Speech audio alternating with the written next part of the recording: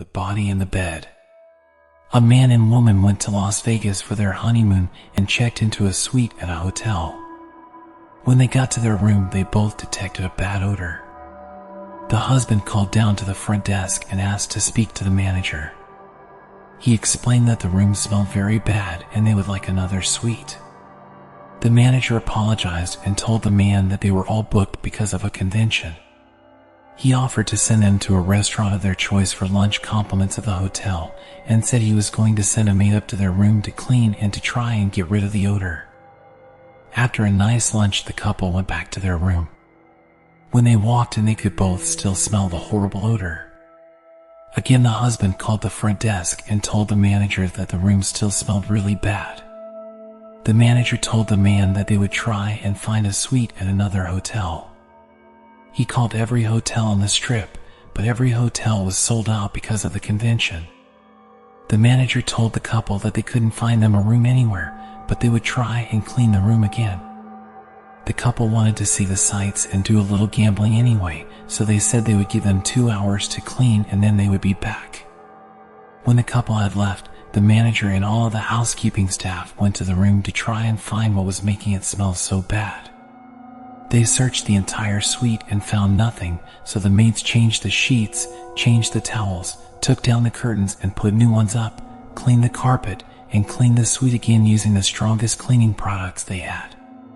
The couple came back 2 hours later to find the room still had a bad odor. The husband was so angry at this point, he decided to find whatever this smell was himself. So he started tearing the entire suite apart. As he pulled the top mattress off the box spring of the bed, he found a dead body of a woman, the babysitter and the man. A married couple were going out for the evening and called in a teenage babysitter to take care of their 3 children. When she arrived, they told her they probably wouldn't be back until late and that the kids were already asleep, so she needn't disturb them. The babysitter starts doing her homework while waiting a call from her boyfriend. After a while, the phone rings. She answers it, but hears no one on the other end, just silence. Then whoever it is hangs up. After a few more minutes, the phone rings again.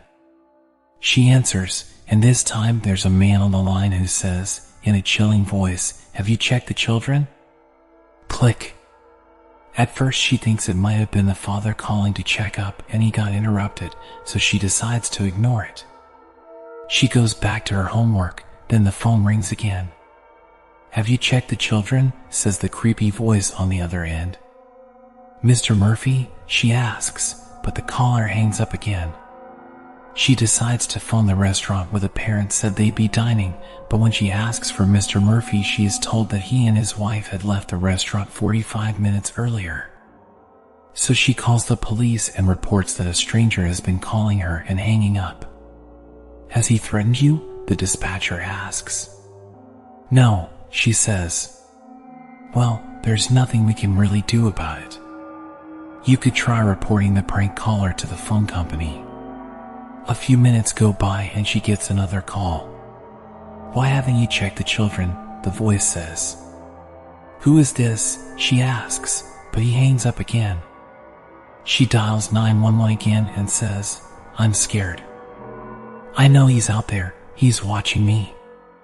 "Have you seen him?" the dispatcher asks. She says no. "Well, there isn't much we can do about it," the dispatcher says. The babysitter goes into panic mode and pleads with him to help her. Now, it'll be okay," he says. "Give me your number and street address, and if you can keep this guy on the phone for at least a minute, we'll try to trace the call." "What was your name again?" "Linda." "Okay, Linda, if he calls back, we'll do our best to trace the call, but just keep calm. Can you do that for me?" "Yes," she says, and hangs up. She decides to turn the lights down so she can see if anyone's outside, and that's when she gets another call. "It's me," the familiar voice says. "Why did you turn the lights down?" "Can you see me?" she asks, panicking. "Yes," he says after a long pause. "Look, you scared me," she says. "I'm shaking. Are you happy?" Is that what you wanted? No. Then what do you want? She asks. Another long pause. Your blood. All over me. She slams the phone down, terrified. Almost immediately it rings again. Leave me alone, she screams, but it's the dispatcher calling back. His voice is urgent. Linda, we've traced that call. It's coming from another room inside the house. Get out of there. Now. She tears to the front door, attempting to unlock it and dash outside, only to find the chain at the top still latched. In the time it takes her to unhook it, she sees a door open at the top of the stairs. Light streams from the children's bedroom, revealing the profile of a man standing just inside. She finally gets the door open and bursts outside, only to find a cop standing on the doorstep with his gun drawn. At this point she's safe, of course, but when they capture the intruder and drag him downstairs in handcuffs, she sees he is covered in blood.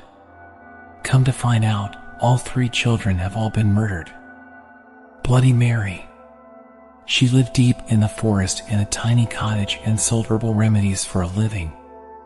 Folks living in the town nearby called her Bloody Mary and said she was a witch.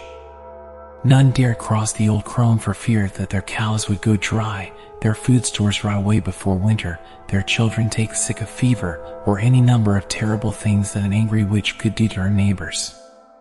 Then the little girls in the village began to disappear, one by one. No one could find out where they had gone.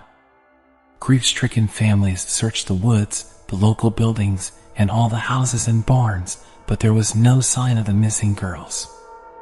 A few brave souls even went to Bloody Mary's home in the woods to see if the witch had taken the girls, but she denied any knowledge of the disappearances.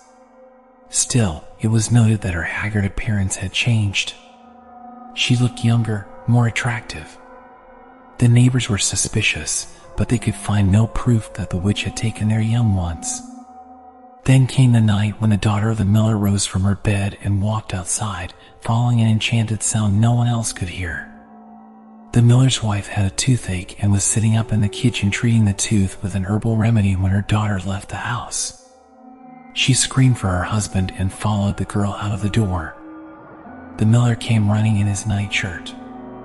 Together, they tried to restrain the girl, but she kept breaking away from them and heading out of town. The desperate cries of the miller and his wife woke the neighbors. They came to assist the frantic couple. Suddenly, a sharp-eyed farmer gave a shout and pointed towards a strange light at the edge of the woods. A few townsmen followed him out into the field and saw Bloody Mary standing beside a large oak tree, holding a magic wand that was pointed towards the miller's house. She was glowing with an unearthly light as she set her evil spell upon the miller's daughter. The townsmen grabbed their guns and their pitchforks and ran toward the witch. When she heard the commotion, Bloody Mary broke off her spell and fled back into the woods. The far-sighted farmer had loaded his gun with silver bullets in case the witch ever came after his daughter. Now he took aim and shot at her. The bullet hit Bloody Mary in the hip and she fell to the ground. The angry townsmen leapt upon her and carried her back into the field, where they built a huge bonfire and burned her at the stake. As she burned, Bloody Mary screamed a curse at the villagers. If anyone mentioned her name aloud before a mirror, she would send her spirit to revenge herself upon them for her terrible death. When she was dead, the villagers went to the house in the wood and found the unmarked graves of the little girls the evil witch had murdered. She had used their blood to make her young again. From that day to this, anyone foolish enough to chant Bloody Mary's name 3 times before a darkened mirror will summon the vengeful spirit of the witch. It is said that she will tear their bodies to pieces and rip their souls from their mutilated bodies. The souls of these unfortunate ones will burn in torment as Bloody Mary once was burned, and they will be trapped forever in the mirror. The clown statue. This girl was babysitting for some family friends one night, a little boy and a little girl. The parents had a fetish for clowns and had collected clowns from around the world for years, setting aside a room in the house just to put them on display. That night, the children were playing in this very room. Many of the clowns were just statues, and some were life-size. One in particular was seated in a small childlike rocking chair. The babysitter started to feel more and more uneasy about this statue throughout the night. She felt as though the eyes were following her whenever she moved around the room with the children. She decided to call the parents. "I'm so sorry to bother you," she said, "but I was wondering if I could move this clown that you have in the rocking chair. It's starting to scare the kids and I." "What clown are you referring to?" "I don't recall us having a clown fitting that description." "Are you sure it's sitting in the rocking chair?" the mother asked hurriedly. "Yes, I'm sure," said the girl. "It's sitting right here. I'm looking at it right now. Why?" "I know it's probably very old and I shouldn't attempt to move it out of the way, but take the kids and get out of the house, now. The neighbor across the street will let you in. Call me immediately when you get there," and with that, the mother hung up. Frightened and confused, the babysitter grabbed the kids and ran out. When she and the kids arrived safely at the neighbor's, she called and the mother answered. "What's wrong? Did something happen? Are you all okay?" the girl asked. "Yes, we are fine, but it's not as we were worried about. It's you and the kids. I'm so glad you called. We were afraid this would happen again. We will be there shortly along with the police. I'll explain everything when we get there," and the mother hung up. The parents later explained to the girl that for some time, the next-door neighbor had been giving them problems. He was mentally ill, heard voices, the whole bit. On numerous occasions he had snuck into their house and tried to kidnap the children. This time, he dressed up in a clown suit, painted his face, and waited quietly until he had the opportunity to do what he came to do. The parents had informed the police many times but never had any proof until now about what was happening. They thanked the girl, paid her, and drove her home. Black Aggie. When Felix Agnes put up the life-size shrouded bronze statue of a grieving angel seated on a pedestal in the Agnes family plot in the Druid Ridge Cemetery, he had no idea what he had started. The statue was a rather eerie figure by day, frozen in a moment of grief and terrible pain. At night, the figure was almost unbelievably creepy, the shroud over its head obscuring the face until you were up close to it. There was a living air about the grieving angel, as if its arms could really reach out and grab you if you weren't careful. It didn't take long for rumors to sweep through the town and surrounding countryside. They said that the statue, nicknamed Black Aggie, was haunted by the spirit of a mistreated wife who lay beneath her feet. The statue's eyes would glow red at the stroke of midnight, and any living person who returned the statue's gaze would instantly be struck blind. Any pregnant woman who passed her shadow would miscarry. If you sat on her lap at night, the statue would come to life and crush you to death in her dark embrace. If you spoke Black Aggie's name 3 times at midnight in front of a dark mirror, the evil angel would appear and pull you down to hell. They also said that spirits of the dead would rise from their graves on dark nights to gather around the statue at night. People began visiting the cemetery just to see the statue, and it was then that the local fraternity decided to make the statue of grief part of their initiation rites. Black Aggie sitting, where candidates for membership had to spend the night crouched beneath the statue with their backs to the grave of General Agnes, became popular. One dark night, 2 fraternity members accompanied New Hopeful to the cemetery and watched while he took his place underneath the creepy statue. The clouds had obscured the moon that night, and the whole area surrounding the dark statue was filled with a sense of anger and malice. It felt as if a storm were brewing in that part of the cemetery, and to their chagrin, the 2 fraternity members noticed that gray shadows seemed to be clustering around the body of the frightened fraternity candidate crouching in front of the statue. What had been a funny initiation rite suddenly took on an air of danger.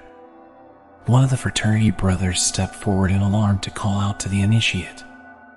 As he did, the statue above the boy stirred ominously. The 2 fraternity brothers froze in shock as the shrouded head turned toward the new candidate. They saw the gleam of glowing red eyes beneath the concealing hood as the statue's arms reached out toward the cowering boy. With shouts of alarm, the fraternity brothers leapt forward to rescue the new initiate. But it was too late. The initiate gave one horrified yell, and then his body disappeared into the embrace of the dark angel. The fraternity brothers skidded to a halt as the statue thoughtfully rested its glowing eyes upon them. With gasps of terror, the boys fled from the cemetery before the statue could grab them too. Hearing the screams, a night watchman hurried to the Agnes plot. To his chagrin, he discovered the body of a young man lying at the foot of the statue. The young man had apparently died of fright. The disruption caused by the statue grew so acute that the Agnes family finally donated it to the Smithsonian Museum in Washington, D.C. The grieving angel sat for many years in storage there, never again to plague the citizens visiting the Druid Hill Park Cemetery. Axe Murder Hollow. Susan and Ned were driving through a wooded empty section of highway. Lightning flashed, thunder roared, the sky went dark in the torrential downpour. "We'd better stop," said Susan. Ned nodded his head in agreement. He stepped on the brake, and suddenly the car started to slide on the slick pavement.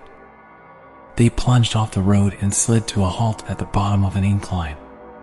Pale and shaking, Ned quickly turned to check if Susan was all right. When she nodded, Ned relaxed and looked through the rain-soaked windows. "I'm going to see how bad it is," he told Susan, and went out into the storm. She saw his blurry figure in the headlight, walking around the front of the car. A moment later, he jumped in beside her, soaking wet. "The car's not badly damaged, but we're wheel-deep in mud," he said. "I'm going to have to go for help." Susan swallowed nervously. There would be no quick rescue here. He told her to turn off the headlights and lock the doors until he returned. Axe Murder Hollow. Although Ned hadn't said the name aloud, they both knew what he had been thinking when he told her to lock the car. This was the place where a man had once taken an axe and hacked his wife to death in a jealous rage over an alleged affair. Supposedly, the axe-wielding spirit of the husband continued to haunt this section of the road. Outside the car, Susan heard a shriek, a loud thump, and a strange gurgling noise. But she couldn't see anything in the darkness. Frightened, she shrank down into her seat. She sat in silence for a while, and then she noticed another sound. Bump, bump, bump. It was a soft sound, like something being blown by the wind. Suddenly, the car was illuminated by a bright light. An official-sounding voice told her to get out of the car. Ned must have found a police officer. Susan unlocked the door and stepped out of the car. As her eyes adjusted to the bright light, she saw it.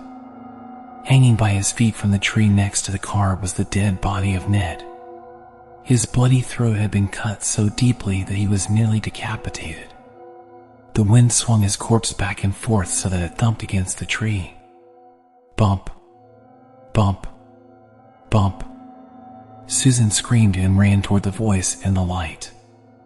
As she drew close, she realized the light was not coming from a flashlight. Standing there was the glowing figure of a man with a smile on his face and a large, solid, and definitely real axe in his hands. She backed away from the glowing figure until she bumped into the car. "Playing around when my back was turned," the ghost whispered, stroking the sharp blade of the axe with his fingers. "You've been very naughty." The last thing she saw was the glint of the axe blade in the eerie, incandescent light.